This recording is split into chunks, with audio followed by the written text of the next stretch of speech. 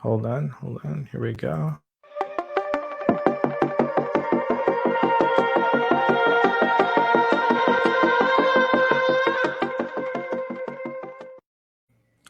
Good morning, everybody. This is Keith Salmon from Keith Salmon Coaching, and you are here on the Million Dollar Story series.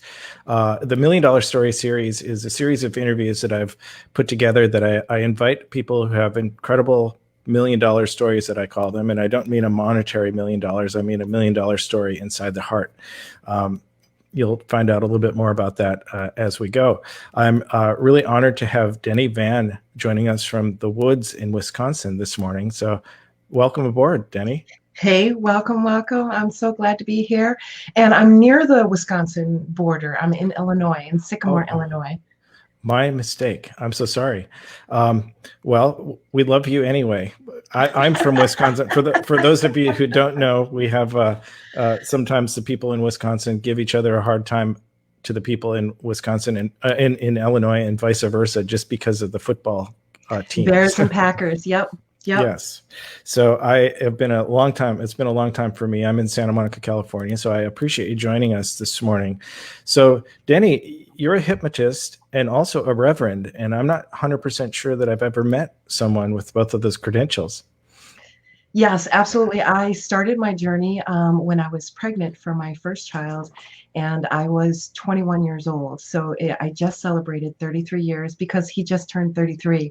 So I started my journey as a minister, and my love was teaching people who were deaf and use sign language. And this started my journey of the love of language and how not most of our language is nonverbal, right? 70% of our communication is nonverbal. And I pick up on those things naturally. And I began studying hypnosis in my 30s. And it was when I was 35, I received a diagnosis of cancer, a very fast spreading form of cancer.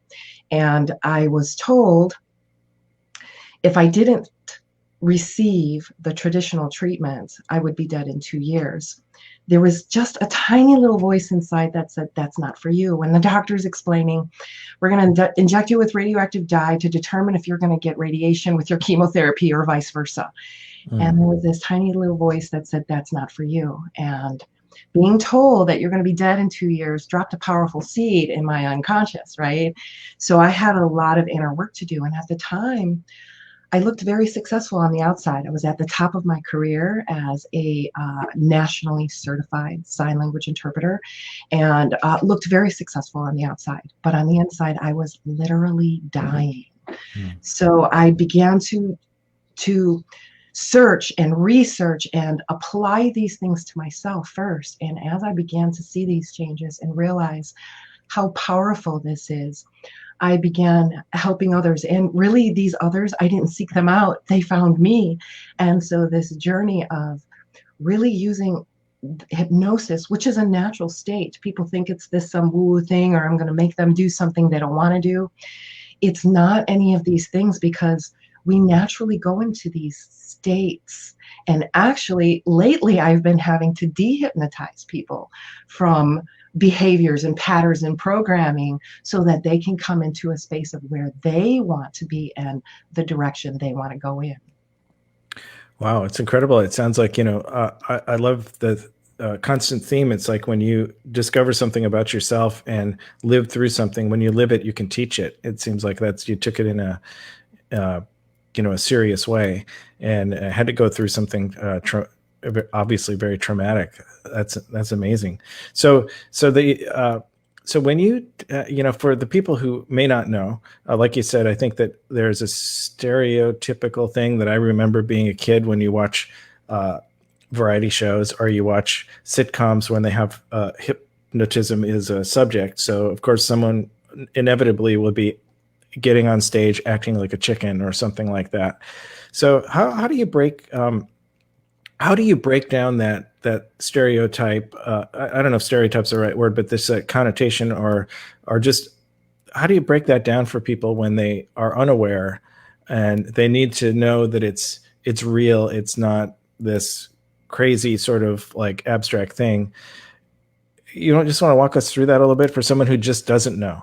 Absolutely. And, there are a lot of beliefs out there on what it is. And I do have to talk with people to say, hey, you know what? I'm not going to make you do anything that your mind, which protects you, I have to get through that critical faculty that everyone has. It's this wall you got to get through. And you're not going to let anybody through unless there's congruence and there's trust, and nobody can make you do anything you want. So the first thing a stage hypnotist does is, who wants to be a volunteer? So somebody knows they're going to be going into trance.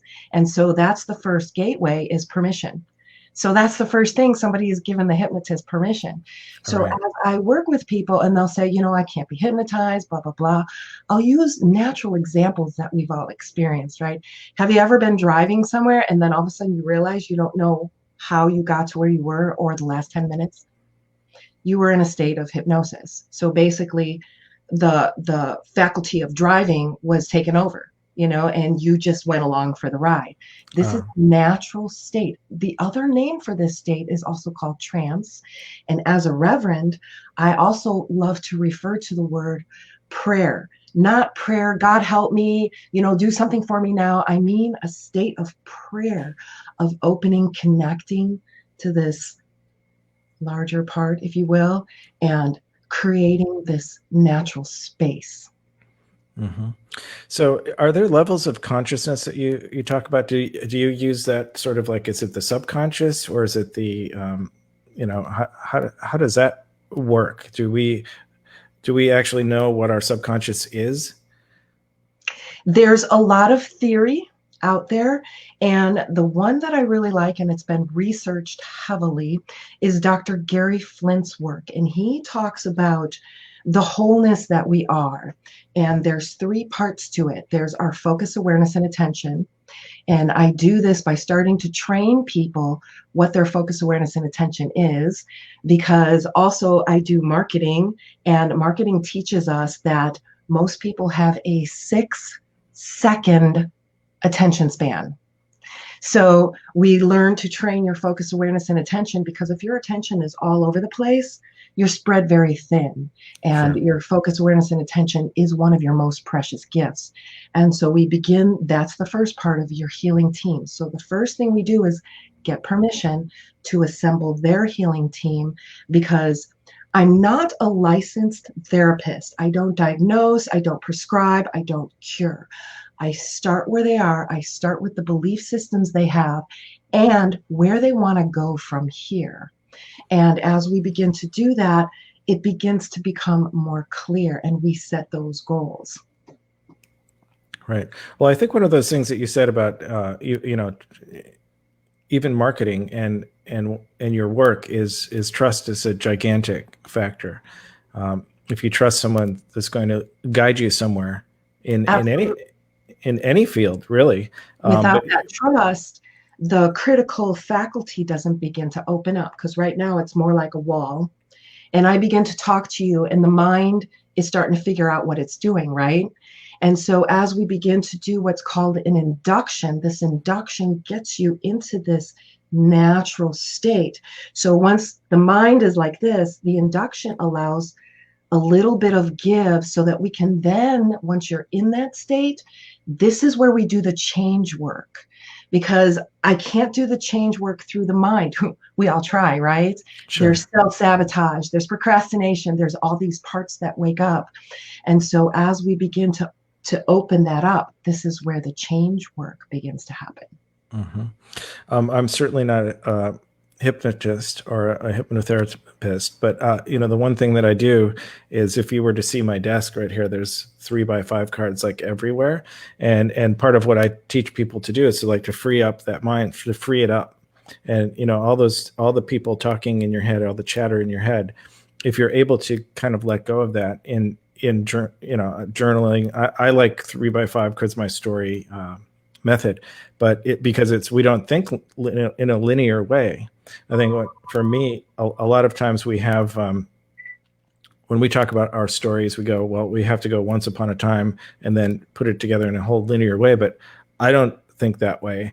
And I don't believe that if you're making a movie, you don't shoot that way, and you just why would we think that we're going to think in a linear way? So I think what you were saying about that is, it starts with the trust, and then you have this moment that you can let it go, or let some sort of relaxation moment so that you can. It's like an opening.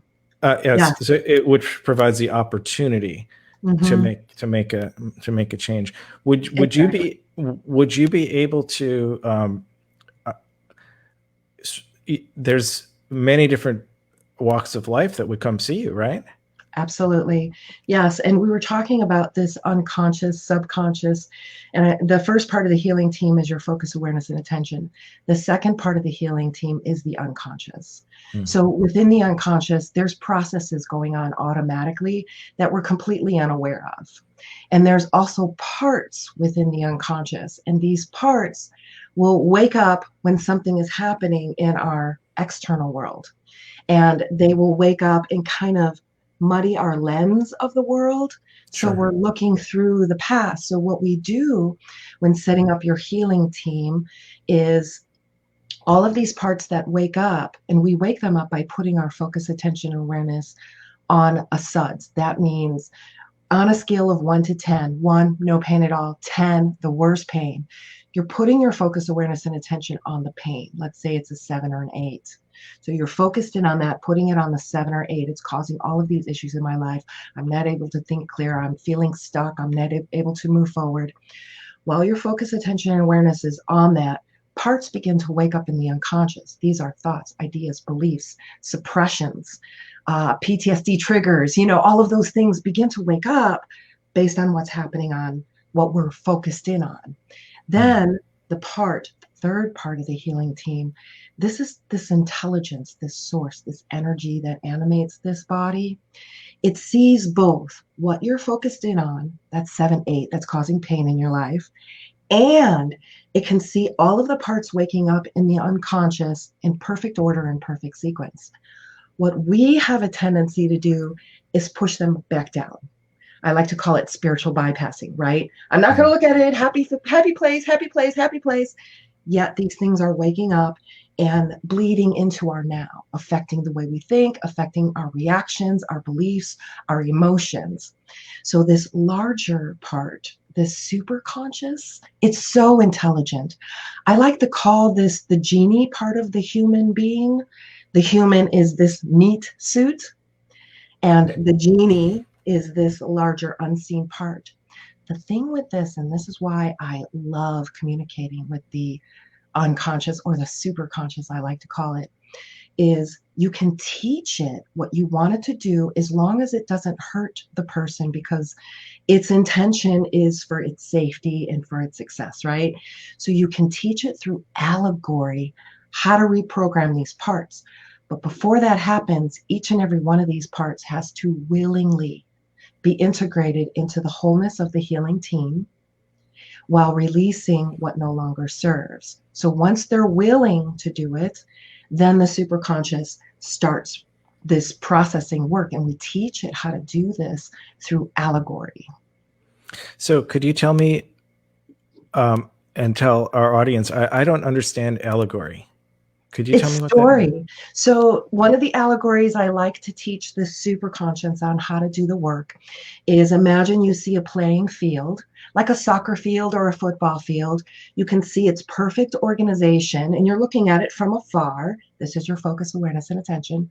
Mhm. Awareness. So we're looking at it from a distance, and you can see the organization of the lines, you can see the goals, you can see the boundaries. But when you come up really close on it and you're actually playing on the field, there's holes in the playing field, and you don't see those holes until you're stepping in them. Mhm. However, the superconscious can see the holes, can see the exact order and sequence of those holes, and we ask it to begin filling in those holes like a feather. That way, our conscious awareness doesn't feel the pain of processing those parts, maybe from past trauma, past emotional experiences that maybe we've suppressed. So it begins filling in these holes like with a feather.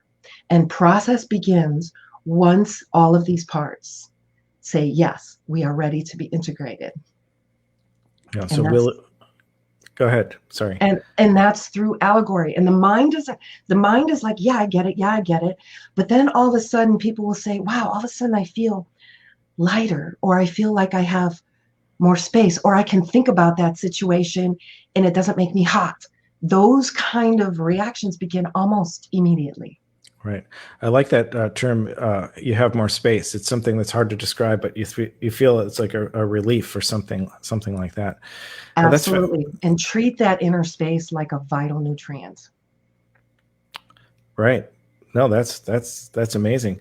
So if you wouldn't mind, could I jump back to your story and what you've came through to get to this point? I think it's fascinating. I think that part of my pledge to the audience is to, I call it a game of, it's like a synchronicity game. And I say this over and over, that if the perfect story and the perfect audience, it takes a long time for that connection. You may have heard the same story 100 times, 1,000 times, but if you're not ready to receive it, that's when that magic happens. So I know that there's a lot of people on the fence about taking action in their life, making a move to make their lives better, to move through a different part in a transition, to come through something perhaps as probably frightening as that you came through. So I'm basically trying to inspire those to just go, hey, listen to Deni. If she did it, maybe I have a chance to do it.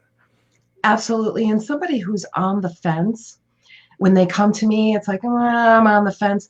That means, number one, they're not at threshold. They're not ready to change.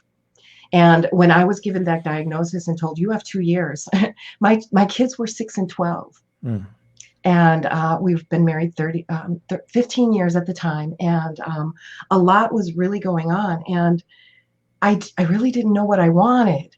But when I was told, all right, you've got 2 years, holy cow, I got really clear really fast on what do I want to get done in 2 years. But I also had to get to a point where I had to be okay with dying in 2 years. Once I hit that point, that was threshold, right?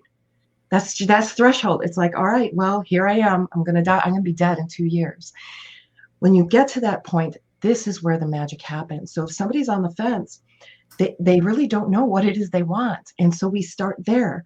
What do you don't want? Okay, you don't want those things. Now let's look at its opposite. What is it showing you that you want? Because when working with people, yeah, I want to quit smoking. Well, a lot of times smoking is related to our habits, our rituals, our thoughts, ideas, behaviors, and aversions. So we have to work with those things. And then quitting smoking becomes logical. I mean, it becomes the very next thing. And so when somebody's on the fence, they really don't know what it is they want. We get some clarity. Yeah, I think in business, there's a lot of what I call seeker demographic. I was certainly one of them. We don't know, you probably don't know this about me, but my storytelling has been with me my entire career in different ways. There's storytelling of telling other people's stories, film editing, film directing, story. And then when it came to my story, it was like the hardest one to tell.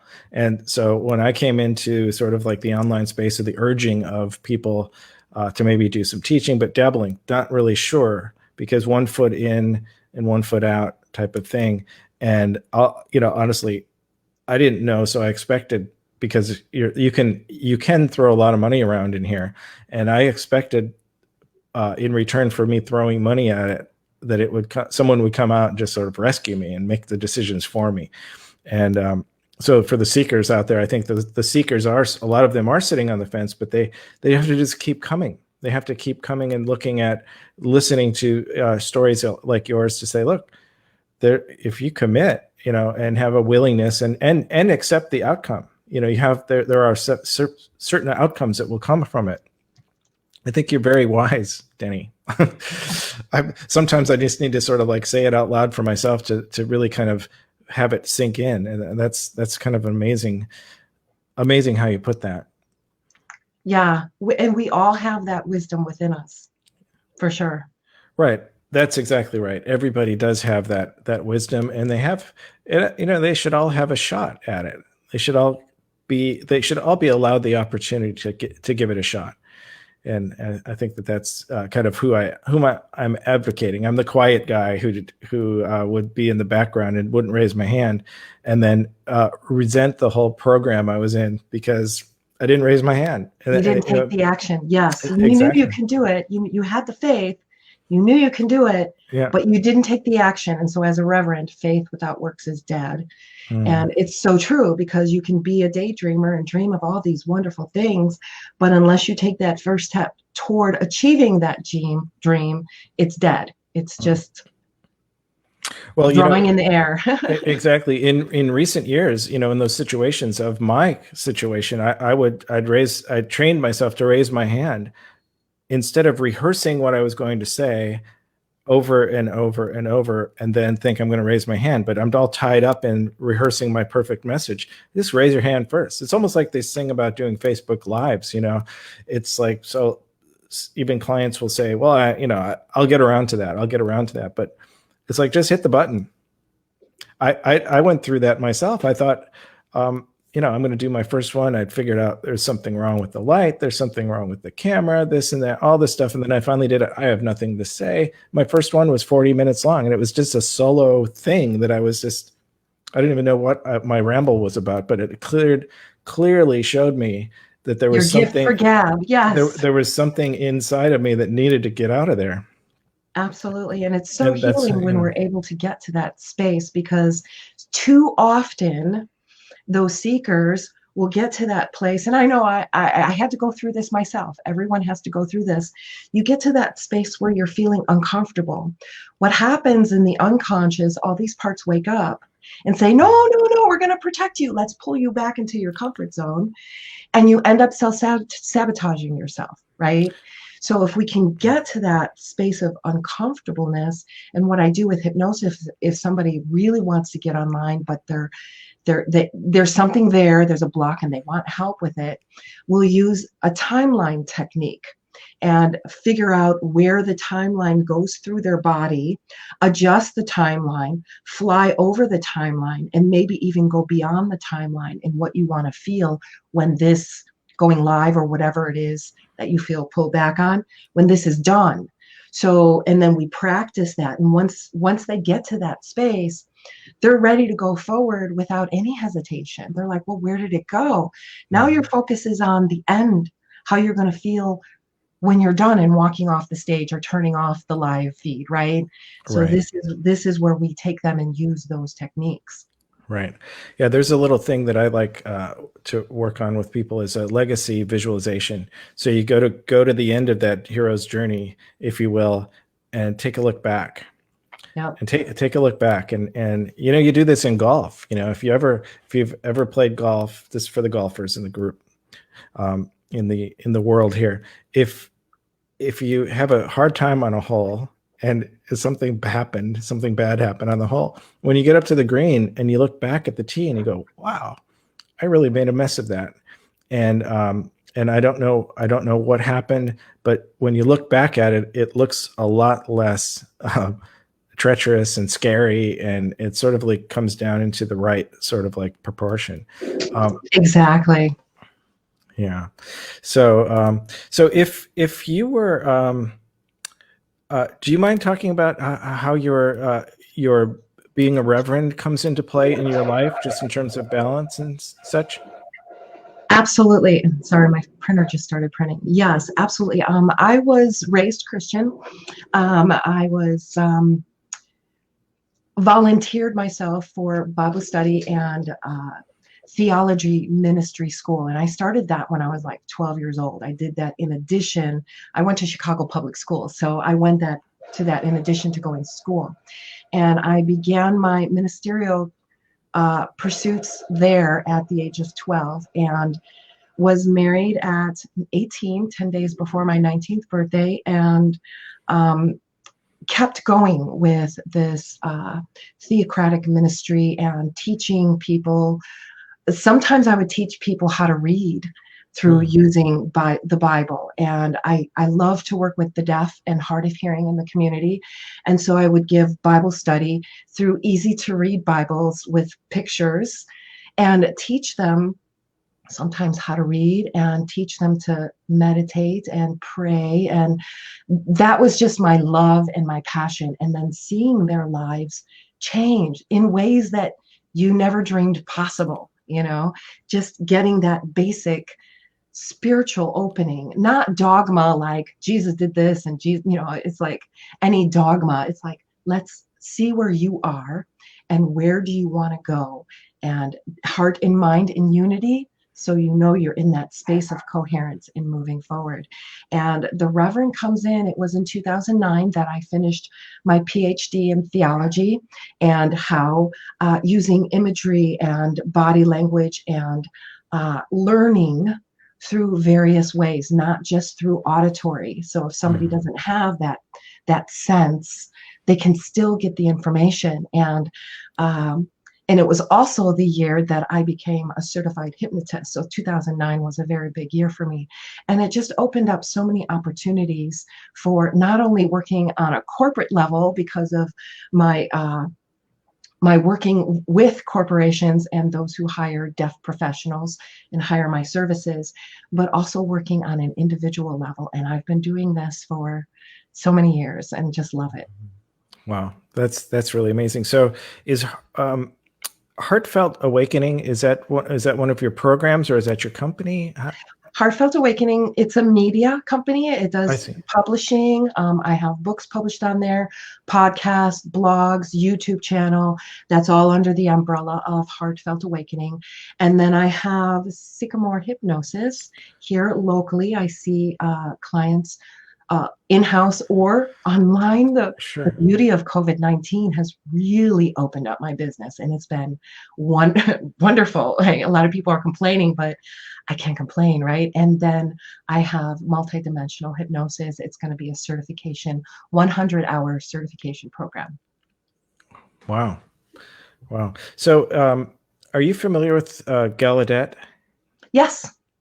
Well, it's just I didn't know about your work with the deaf, and I lived on a street for about 5 years. It was Gallaudet Street, and I didn't know what that meant until just for the viewers. It's a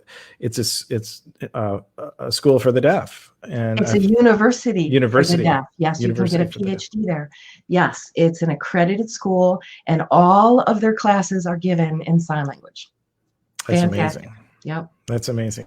So there's a little connection there. So is there anything coming up for you scheduling wise that you would want to, this is a place to plug those things? If you be my guest.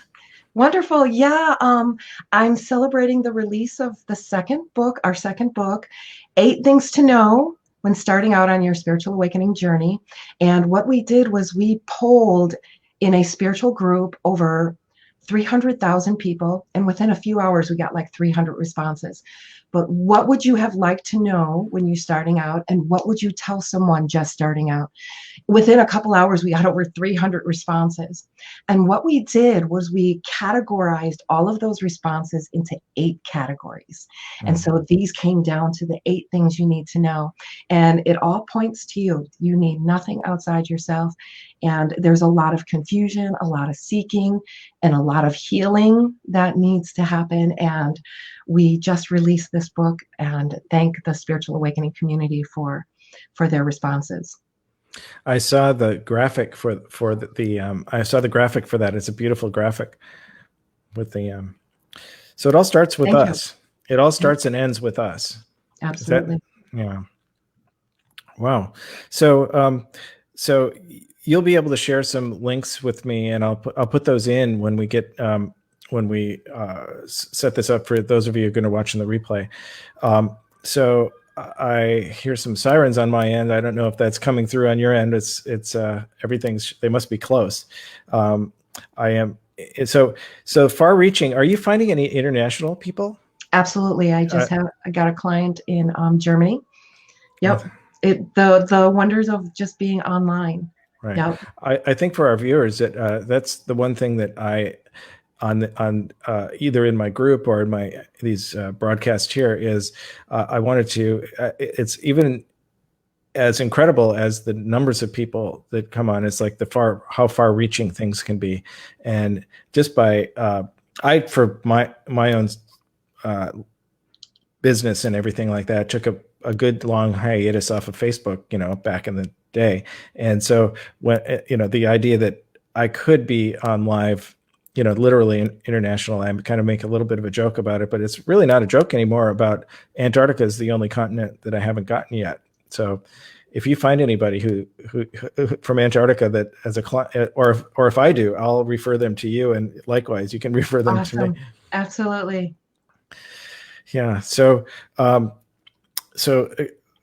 what could you tell me a little bit about? Because there's a lot of folks out there that think that that their passion, and they just don't know how to do it. They don't know how to start. Like you said, the spiritual starting part is one thing, but if somebody in their story or in their craft or their passion, a lot of people are walking around with a book inside of them, and they just don't know. Would you have any? They just don't know where to start. Would you have any words of wisdom for them? Absolutely. Start where you are. There's nothing you need to know or fix about you. And depending on the person and what their needs are, I have like a toolbox of wonderful techniques to begin to create an inner landscape. So, mindscaping is a tool that I love to use to create this inner landscape. And when we go inside and create and get clear on your landscape, where you've been and where you're going, making sure that path from where you are to where you want to go is clear, there's no blocks, and making sure you've installed everything you need. And I find a lot of hypnotists, that's one thing that's missing, is they go through all this beautiful change work, but they don't install it. And so we want to make sure that we're installing those things where you are, where you've been. And the beautiful thing about the inner landscape that you create is anything in the past that you don't like, we can change it. And it creates massive shifts in the direction that you want to go.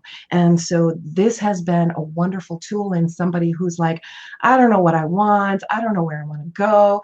And then we learn, it's like, all right, I want more of this, but less of this. And this kind of tells the inner navigator the directions you want to go. It's like, all right, more of this, please, less of that. And it kind of keeps you in this flow because, like you talked about earlier, it's not linear. It's not from point A to point B. It's like, we're going to go a little this way, then we're going to go a little that way, then we're going to go up that way, then we're going to go down that way. And then, what we do in the mindscaping is we make sure that there's no blocks. The path is clear. We've downloaded all of the scripts, the intentions, and the learnings from the past to bring us forward. And sometimes we drop gifts along the way so that as we continue on our journey, we'll see something and that's a gift. It's a reminder that we're on the right path, to remember to tell your inner navigator more of this and less of this. And this keeps you on your goal, whatever that is. At Right, the top of the exactly. mountain, at the end of the mindscape, right? Exactly. So this might be a tiniest bit repetitive, or just going over it one more time. Is that the idea that some people may come in for a symptom? Maybe I could call it a symptom if I'm just trying to put it into kind of common language. Say smoking, or say eating. I got a sugar problem. I got this. I want to stop this. So it's really looking at the causes of those somehow, because it's really something else that is creating that kind of behavior. Am I saying that correctly? Yes, it is almost always something else. It's sometimes avoidance, because like with eating, if I'm working with someone who wants to lose weight, and we go over 4 areas of that process, but we go over, all right, what's happening when you want to eat, when you have those cravings? And a lot of times it'll be frustration, anger, they feel something coming up. Well, Mm. we'll go through that integration process, that multi-level, getting your healing team together and begin to process those parts that start to wake up and integrate them. And then we get to a point where I'm only eating this for my highest good, with no thoughts of this is bad for me, I shouldn't be eating this. Because what are we doing? We're creating something else, right? When we eat it. So we have thoughts of, I'm eating this for my highest good, and then enjoy it 100% with no thoughts, whatever that is. And this begins the training of mindfulness, because how many times have we sat down at our computer and brought lunch with us, and next thing you know, your lunch is gone. You don't know where it went, and you're completely unmindful that you just consumed about 1,300 calories, you know?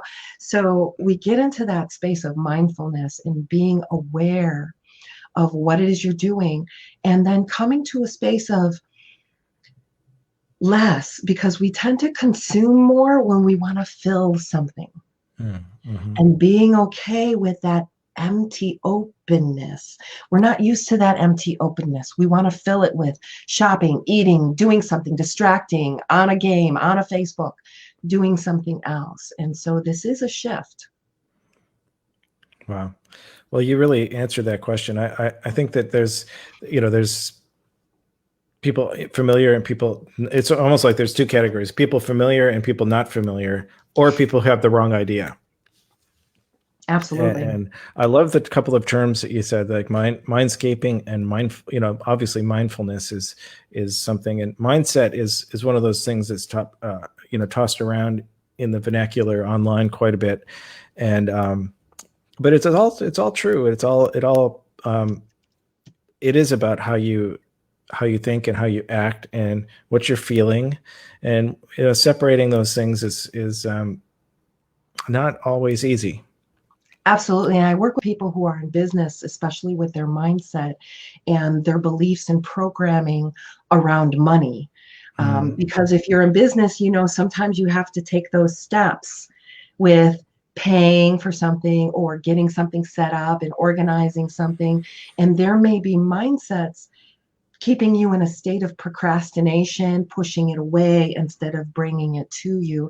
And so hypnosis is a wonderful tool to shift your mindset into the path you want to go on, making sure that those are congruent.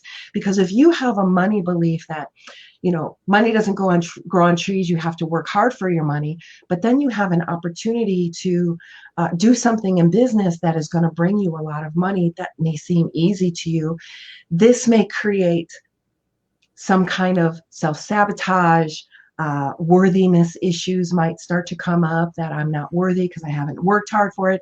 These are all experiences that I've worked with people in business who have come to this place where they can't move from it. And then once they shift their mindset, it's like all of these things start happening on their own. Right. It's almost like sometimes I think, again, I just putting it into my own language here for a second. It's like you facilitate people getting out of their own way quite a bit. I see that, and I mean, you're speaking to me. I'm telling you, there's those things that do happen, and opportunities look like oh, that couldn't be possibly. Just have all these conversations in your head, and I think what I'm hearing also is that patterns, when you start looking at it, I love that the visualization of like the playing field and the timeline. I resonate with the timeline because everything is, algebraically you're here and there's things on either side of that point where you are. And the ability to lift above and look down gives you the ability to look at patterns that you have, and patterns that you have created. If you're not willing to make a real change, they will turn up again, and then Yes, you're back to square one. guaranteed. Yes. Guaranteed. They will keep showing up until you integrate them willingly. Because Right. you can't fool and you can't coerce and you can't trick the subconscious. Right. It takes it calls bullshit on that, right? Yes, and also creating this space. When you have this inner space, you actually activate your inner bullshit meter. Yes. I think that's the first time I've cussed on the Million Dollar Story series. No, I I'm did it sorry. first. No, I did it. I started it. Well, I Denny, think it's a true thing. It's a true yes, thing. Yes. yeah. I mean, I think that's one of the least severe cuss words. I think that we can. I think we're okay on that one. And it's a Denny. noun. It's not a cuss word. Mhm. Oh, that's right. That's right. That's right. Well, Denny, I could talk to you all day. I really appreciate you taking the time to come on, and your preparedness was great. And this thing just flows from you. I can tell this is you. This is totally you, and it's not something that you're uh, showing up and and putting on your live stream suit. This is you. I can tell that, and or you're a really, really good actor. I do have an imposter syndrome in here, but she's been dealt with. Yes, I hear you. Yeah, the imposter. I was thinking imposter syndrome when you were talking about some of those, like, say, opportunities. It's like, I'm not worthy of that. It was like, well, you know, Yep, that's very difficult to get over because it's scary. Change is absolutely. change and consequences. I think that consequences is a term that is misunderstood, because consequences can be good or consequences can be bad, but they're results of taking an action. And sometimes these risky things that feel risky, they may be unknown, but consequences can be great, and change is just a little bit scary. And It it's is. mm, And sometimes when somebody contacts me, I'm ready to quit smoking. I'm ready to do it now. I want this now. I'll pay whatever your fee is, whatever. And then they show up for the appointment and somebody else shows up. So part of my job is to get that one that made the appointment to show up for the appointment. Have you ever showed up for something and it just wasn't you?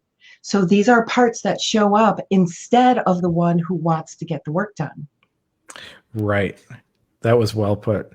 Well, I think that's a great place to stop, because that says, you say, yes, I want to do it. And then, your feet walk in and somebody else sits in the chair. And that's awesome. Deni, thank you so much. I'm going to, I'm going to just sign us off, and we'll get out of here. And I wish you a great weekend. For those of you who are watching and have made it to the end, thank you for watching. This is the Million Dollar Stories series. My name is Keith Salmon, and Deni Van, coming from the woods of Northern Illinois today. But Excellent. Thank you, Keith. the fact is that she's everywhere. We're both everywhere, and I am in Santa Monica, California. And if you have a chance, I would encourage you to join my Facebook group. It's called the Million Dollar Story Ninjas. And what we do in there is we talk about your story. It's a lot of the stuff that kind of goes along with what Deni was talking about. It's belief. Once you develop a belief that you can get through those blocks in your life, the people who have said, no, you can't, we create a yes, I can environment and a culture for you and people around you. So, with that, I will say so long, Deni, and I really Thank you, appreciate Keith. it. And I so appreciate you. until next time. Until next time.